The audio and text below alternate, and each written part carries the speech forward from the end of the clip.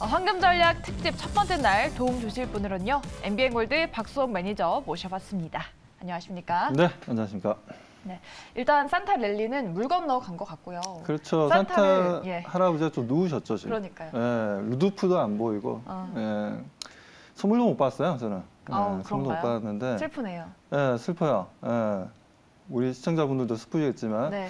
하지만 걱정하지 마십시오. 제가 또 오늘 좀 좋은 정보 가져 나왔고, 앞으로 더 좋아질 수 있는 내용들 좀 많이 말씀드릴 테니까요. 네. 기대해 주시기 바랍니다. 알겠습니다. 그러면 저희가 특집 코너를 만나기 전에 오늘 나온 빅 이슈 3가지 먼저 짚어드리도록 하겠습니다. 첫 번째 코너도 저희가 특별히 이슈로 꽉꽉 채워왔는데요. 주제 먼저 체크해보도록 하죠. 네, 국제선 여객수가 급증하고 있다고 합니다. 코로나 이후 처음으로 월간 국제선 여객수가 국내선을 제쳤다는 소식에 오늘 항공주가 강세죠. 본격 반등인지 알아보고요.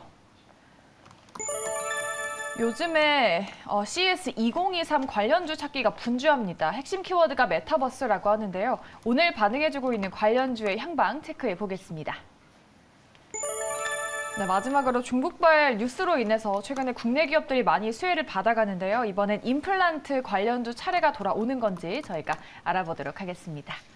자, 매니저님, 저희가 지난주에 해외여행을 가고 싶다, 일본 가고 싶다 이야기 나눴었는데 연말연초 여행 새로 계획 세우신 거 있으신가요? 저는 없습니다. 오로지... 또 슬프네요. 예. 네. 슬픈 건 아니고요. 예. 웬만하면 다 다녀봐가지고 이제 별 재미가 없어요. 네, 오로지 저는 우리 시청자분들을 위해서 열심히 뛰어보도록 하겠습니다. 좋습니다. 저희가 화면을 통해서 또 만나보도록 하고, 지금 국제선 여객수가 급증하고 있다는 소식이 항공주의 좀 호재 소식으로 들려오고 있습니다. 작년 같은 기간이랑 비교하면 국제선 여객이 700%가 넘게 증가를 했다고 합니다.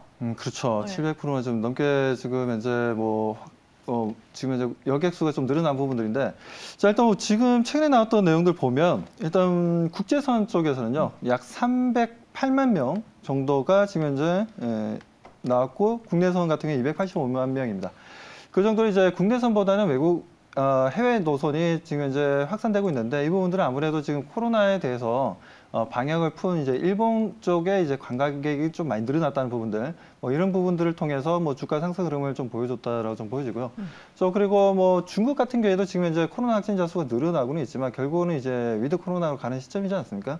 우리나라도 한번 겪어봤던 부분들이기 때문에 그런 부분들에 있어서 지금 당장이야 우리가 중국을 통해서 항공 관련해서 크게 기대할 수는 없지만, 근데 앞으로 점점 내년 1월달, 2월달, 3월달 계속 시간이 지나면 지날수록 노선은 확대될 것으로 좀 보고 있고, 그에 대한 기대감으로 항공주들은 좀 더 강한 반등을 좀 보여줄 수 있다고 봅니다. 알겠습니다. 그러면 우리가 항공주 안에서 어떻게 옥석 가리기를 해야 될지가 중요하겠는데, 최근에 LCC 중심으로 국제선 여객 회복이 가파르게 나타나고 있다고 합니다. 그래서 우리가 좀 안정적인 대장주를 위주로 매매를 해야 되는지, 아니면 최근에 좀 급등하고 있는 LCC 위주로 담아가는 전략이 유효한지 어떻게 보십니까? 제가 봤을 때는 대한항공, 아시아나항공 같은 어떻게 보면 좀 프리미엄 항공사들보다는 좀 더 LCC 쪽으로 좀 더 포커스를 맞추는 게 좀 좋을 것 같아요. 항상 보면 우리가 그 1월 효과도 마찬가지고 1월 말에도 마찬가지고 보게 되면 대체적으로 좀 업종의 대표적인 대형주들보다는 중소형주들 움직임이 좀 탄력적인 좀 좋은 부분들을 볼 수가 있습니다. 오늘 같은 경우에도 보면 외국인들 좀 코스피보다는 코스닥에 대한 순매수가 아주 강했었던 부분이었고요. 그리고 금융투자 쪽 같은 경우에 리밸런싱 때문에 그런지 오늘도 그렇고 6일 연속 순매수를 거래소에서 이어나오고 있습니다. 이런 부분을 봤을 때 수급이 결코 지금 나쁜 시장은 아니에요. 연말 치고는. 그렇기 때문에 우리 개인 투자자분들도 지금 시장에서 우리가 내년을 바라보면서 하나하나 우리가 관심 있게 볼 수 있는 종목들, 내년 좀 1월 달에 큰 수익을 좀 볼 수 있는 종목들을 픽해 간다면 충분히 우리가 단기 수익도 끌어올릴 수 있는 그 정도의 모멘텀이 있는 시장이라고 말씀드립니다. 네, 좋습니다. 첫 번째로 항공주에 대한 전략을 세워봤고요. 두 번째 이슈는 열흘도 남지 않은 CES 2023 관련주 찾기 한번 해보도록 하겠습니다. CES에서 여러 가지 미래 기술이 총 집합을 할 텐데, 특히 이번 CES에서는 메타버스 같이 미래 산업에 포커스가 쏠리고 있다고 합니다. 관련주로 오늘 코세스, 나무가 같은 종목들이 강했었죠. 오늘 강세를 보였던 종목들이 앞으로도 상승을 이어갈까요? 그렇습니다. 계속해서 좀 상승세를 좀 잡아 나가야 될 시점이긴 합니다. 근데 이제 해외 쪽에서 우리가 좀 보면 메타버스 같은 경우에 지금 CES 2022 올해 초에도 분명 관련된 이슈가 있었고요.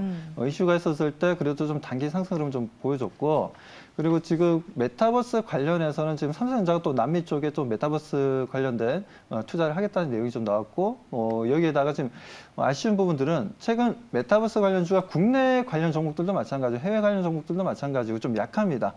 특히나 이제 미국 쪽에서 이제 대표적인 회사가 저희 루블록스지 않습니까? 루블록스가 올해 같은 경우에는 그렇게 힘있게 움직임 좀 보여주지 못했어요. 최근에는 11월 달에 단기 고점 찍고 나니까 계속해서 조정을 좀 받고는 있긴 하지만 하나의 또 CS 2023이 하나의 또 상승 전환의 또 모멘텀이 좀 될 수 있으니까요. 뭐 그 시점에서 우리가 하나의 저점 신호로서 한번 좀 추세 전환 신호를 한번 좀 기대해봐도 괜찮지 않나. 그리고 VFX 관련해서 뭐 VI나 AR 관련해서 뭐 알체라라든가 그리고 자이언트 스텝이라든가 이런 종목들 최근에 주가 조정이 좀 크긴 했지만 관련 종목들이 워낙 지금 뭐 좋지 못하다 보니까 같이 조정을 받았다라고 보고 있고요. 하지만 이런 CS 2023을 통해서 관련 기술력에 대해서 또 많이 좀 핫해지고 뜨거워질 것으로 보고 있습니다. 그만큼 관심을 많이 받을 것으로 좀 기대가 되기 때문에 관련주들 단기 조정이 좀 크긴 했지만 그래도 추세적인 전환을 좀 기대하셔도 좋다라고 말씀드립니다. 네. 저희가 그러면은 이 안에서 좀 옥석 가리기도 중요할 것 같은데 내년부터 사실 메타버스 수혜 업종이 콘텐츠나 게임, 엔터 같은 소프트웨어에서 벗어나서 반도체나 디스플레이, 전기전자 같은 하드웨어가 주도를 한다라는 말도 있더라고요. 그래서 뭐 XR 수혜주로 삼성전자나 LG 이노텍, LG 디스플레이를 꼽는 것도 있더라고요. 그래서 저희가 이런 하드웨어 쪽으로 관심을 돌려봐야 될지 아니면 지금까지 움직였던 소프트웨어 쪽으로 집중하는 전략이 유효할지 어떻게 보실까요? 저는 일단 1월 달 한 달만 딱 보게 되면 일단 지금까지 시장 자체가 1월 달 같은 경우에 이제 코스피보다는 코스닥의 상승률이 더 좋았고요. 그쵸. 그리고 대형주보다는 중소형주들의 움직임이 좋았다는 부분들에 있어서 삼성 SDI나 SK 하이닉스 같은 경우는 지난주에 마이크론이 지금 실적 발표가 됐는데 영업이익이 마이너스가 왔어요. 뭐 그에 따른 오늘 같은 경우도 삼성전자도 마찬가지로 SK 하이닉스도 뭐 크게 조정을 받은 건 아니지만 일단 좀 추세적으로 좀 제대로 잡아주지 못하는 부분들이 있긴 있었습니다. 그래서 이 부분들이 있어서 일단 좀 하드웨어 쪽 같은 경우에는 좀 시간이 조금 필요하지 않나라고 좀 보고 있고요.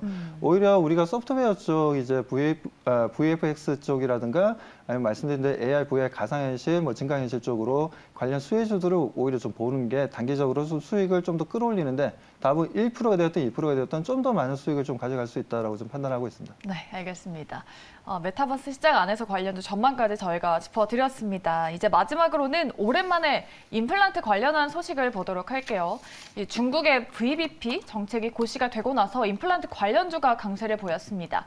이 VBP가 무슨 말인가 했는데 중앙 집중식 의약품 대량 구매라고 하더라고요. 우리나라 임플란트 기업들이 판매 단가 인하가 불가피해졌지만 그래도 물량 확대를 통해서 매출 증가를 기대할 수 있다라는 소식 덕분에 최근에 또 올라와주고 있는 것 같습니다. 이 국내 임플란트 기업들이 얼마나 반사이익을 기대할 수 있는 뉴스입니까? 아무래도 이제 기술력 같은 경우에는 오스템 임플란트라든가 덴튬이라든가 우리나라 이제 회사들이 좀 기술력은 상당히 좀 있다라고 좀 말씀 좀 드리고 있고요. 뭐 중국 제품들에 비해서 그리고 지금 국내 시장뿐만 아니라 해외 시장 특히나 이제 중국 시장 같은 경우에는 뭐 어떻게 보면 그 임플란트 시장 자체가 워낙 뭐 매년 15%씩 엄청난 성장성을 보여주고 있습니다. 여기에다가 치과 관련된 의사들이 개업하시는 분들이 굉장히 좀 매년 증가를 좀 보여주고 있어요. 그러다 보니까 이제 덴탈 관련된 장비 쪽이라든가 교육 쪽이라든가 이런 부분들 토탈적으로 좀 해주는 우리나라 기업들이 오히려 좀 관심이 좀 높을 수 있고, 그리고 물론 뭐 제품 단가가 좀 인하되는 부분들에 대한 이제 손실이 좀 발생할 수도 있겠지만 오히려 좀 양으로 승부를 보고 오히려 제품의 질로 승부를 볼 수가 있기 때문에 시장 점유율은 한국 기업들이 좀 더 커지지 않을까라는 기대감이 있습니다. 그렇기 때문에 우리가 오스템 임플란트라든가 덴티움을 비롯한 관련 종목들의 움직임을 나쁘게만 해석할 게 아니라 좀 긍정적인 흐름이 부정적인 것보단 더 커다라고 좀 판단하고 있어서 저는 긍정적으로 대응할 필요가 있다는 말씀드립니다. 네. 관련주들 움직임 앞으로 긍정적으로 봐도 되지 않을까라고 짚어주셨습니다. 이렇게 저희가 오늘 나왔던 시장의 빅 이슈 3가지 짚어드렸고요. 저희가 앞서서 항공주를 짚어보지 않았습니까? 우리 매니저님은 이미 항공주 언급을 하셨습니다. 지난주 목요일에 고스탑 코너에서도 최선호주로 티웨이 항공을 꼽으셨었고 공략주로는 진에어를 가져오셨습니다. 진에어 소개하신 이후에 흐름이 괜찮았어요. 지금 4%가량의 수익을 내주고 있는 상황입니다, 매니저님. 네네네. 예. 지금 이제 진에어 오늘 같은 경우에는 좀 그동안 뭐라면 재무 상태가 상당히 안 좋고 좀 분위기가 좀 안 좋았던 에어 부산이라든가 티웨이 항공이 좀 강하게 움직이고 오히려 뭐 진에어라든가 아니면 뭐 제주항공이라든가 뭐 이런 쪽은 좀 약간 좀 상승 탄력이 그렇게 크지는 않았습니다. 하지만 이런 부분들 항공주들의 이제 하나의 또 순환매로 좀 볼 필요가 있다라고 좀 판단하고 있고요. 저는 네, 앞으로 이제 가면 갈수록 항공에 대한 수요는 좀 늘어나면 늘어나지 줄어들지는 않는다. 이제 위드 코로나 시대고 중국도 위드 코로나 시대에 있어서 지금 이제 어떻게 보면 상당히 좀 고진 감리를 하고 있는 위치이기 때문에 뭐 이런 위드 코로나가 중국에서 좀 접어든다면 아무래도 해외 쪽 여행객들은 또 지금 더 많이 늘어날 수가 있고요. 국내 쪽 시장도 마찬가지로 LCC 같은 경우에는 뭐 일본이나 중국이나 동남아 쪽 같은 경우에는 많은 노선을 또 가지고 있기 때문에 뭐 그에 대한 기대감이 있습니다. 그래서 저는 전체적으로 좀 분위기가 좋고 그리고 진에어가 지난주에 말씀을 좀 드렸지만 추가적인 상승 흐름을 좀 기대하면서 목표 가격까지 좀 들고 가보도록 하겠습니다. 네. 진에어 또 큰 불안 없이 목표가까지 잘 들고 가보도록 하겠습니다. 리뷰 도와드렸고요. 이제 새로운 종목을 기다리시는 분들이 많으실 것 같은데요. 또 올해 마지막 출연이신 만큼 숨겨왔던 공략주를 가져오셨다고 합니다. 과연 어떤 종목일지 화면으로 만나보도록 하겠습니다. 네, 메디톡스 가져오셨어요. 또 한 번에 또 제약바이오 종목입니까? 메디톡스 아무래도 미용에 대한 관심도 좀 높아질 수 있는 부분들이고 예. 물론 오늘 화장품 관련주들은 좀 대체적으로 좀 조정을 좀 받았는데 이제는 좀 보톡스 시장이랑 필러 시장을 좀 관심 있게 좀 봐야 되지 않나라고 좀 판단하고 있고 어차피 좀 중국 같은 경우 지금 이제는 이제 코로나 확진자 수가 많이 발생을 해서 거기다 이제 물류 시스템이 지금 이제 문제가 되고 있고 뭐 테슬라 공장 같은 경우는 이제 셧다운 되었다는 얘기가 좀 나와주고 있고 제품 생산이 안 되고 있고 여러 가지 악재가 지금 이제 나오고는 있지만 소위 얘기해서 이제 그렇죠. 우리가 어렸을 때 10대 때 가장 많이 또 얼굴에 트러블이 일어난 게 뭐겠습니까? 이렇게 좀 약간 노랗게 고름이 싸는 부분들이죠. 그런 부분들을 하나씩 제거를 하다 보면 또 피부가 또 어떻게 보면 또 깔끔해지는 뭐 그런 부분들. 뭐 그런 부분과 좀 약간 좀 비유를 하자면 예. 아무튼 메디톡스 같은 경우에는 지금 국내 시장만 어떻게 보면 시장을 좀 많이 공략했어요. 오히려 휴젤이라든가 그리고 뭐 대웅제약이라든가 그리고 파면 리서치 이쪽 같은 게 해외 쪽 시장을 좀 많이 공략하는 분위기였는데 메디톡스 같은 경우에는 지금 현재 국내 시장에 좀 더 시장 점유율을 좀 두고 있었던 부분들이 있어서 물론 현재는 좀 해외 쪽에도 좀 판매량이 조금씩 늘어나고는 있습니다만 내년에 본격적인 해외 쪽 시장 성장성에 대한 기대감이 좀 높고요. 자 그리고 메디톡스 같은 경우 지금 이제 뭐 나온 거 보면 이제 메디톡신을 코어텍스로 좀 바꾼다, 톡스로 바꾼다는 얘기가 있는데 이게 뭐냐면 그동안 어떻게 보면 보톡스도 마찬가지고 필러도 마찬가지고 100% 이게 부작용이 안 날 수가 없습니다. 좀 어느 정도 이제 트러블이 생기고 부작용이 좀 날 수 있는 부분들인데 이 부분들 좀 해결하기 위해서 새로운 제품들이 좀 출시가 되고 있다는 거죠. 그렇기 때문에 그 부분에 대한 좀 기대감도 새로운 제품에 대한 판매량 증가에 대한 기대감도 좀 높기 때문에 그렇다면 메디톡스가 지금 현재 우리가 좀 대응해 볼 수 있는 좀 좋은 종목이고 그리고 차트 흐름도 우상향으로 잘 올라가고 있기 때문에 이 추세의 흐름들은 지속될 가능성이 좀 높다라고 말씀드립니다. 네. 자 그렇다면 투자 전략 바로 좀 말씀 좀 드리도록 하겠습니다.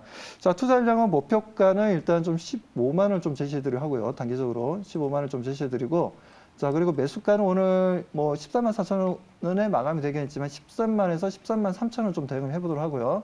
자 그리고 손절가는 12만 원으로 대응을 좀 해보도록 하겠습니다.